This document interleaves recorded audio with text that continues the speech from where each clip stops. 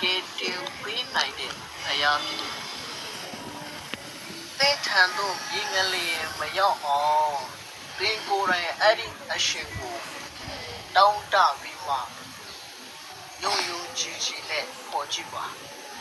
ဒါ ဟိုဘာပြောလို့ပြောရမှန်းတော့မသိတော့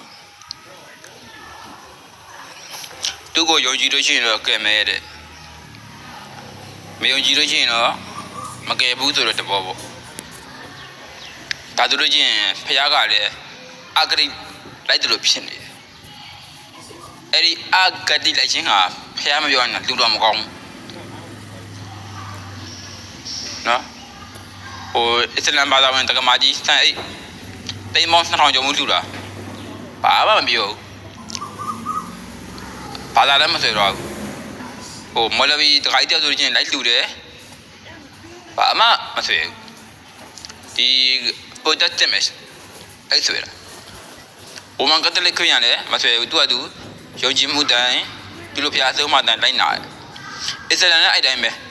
သူတို့ယုံကြည်တယ်ယုံကြည်မှုတိုင်းလိုက်နာတယ်ဆောင်ရွက်တယ်သူအဲ့ဒီလိုပြောချင်းကသူတို့ဖျားကိုသူတို့အောက်ကိုဆွဲချတယ်လို့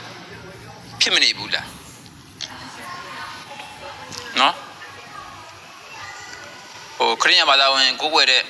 ကယ်လီဖိုးနီးယားငါလည်းလောက်တာပဲချီလီကဘာမချီတုံးငါလည်းပဲ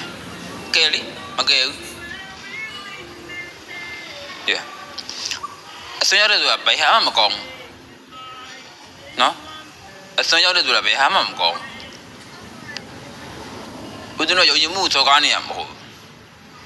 သူပြောတာကဖြစ်နိုင်မဖြစ်နိုင်တတနိကရှိတော့ကနေပြောနေတာဖြစ်တယ်တခါတော့ကဥဒင်းနဲ့အစ္စလမ်ဘာသာဝင်ကိုလည်းဥဒင်းပြောပြပါအောင်တဲ့ဥဒင်းကမပြောဘူးဘာကြောင့်လဲသူတို့ကသူတို့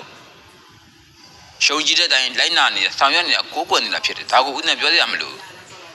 ဒီပိုတက်တဲ့ခရိယာနေတာဒါရင်တဲအုပ်ဆရာတွေဒါရင်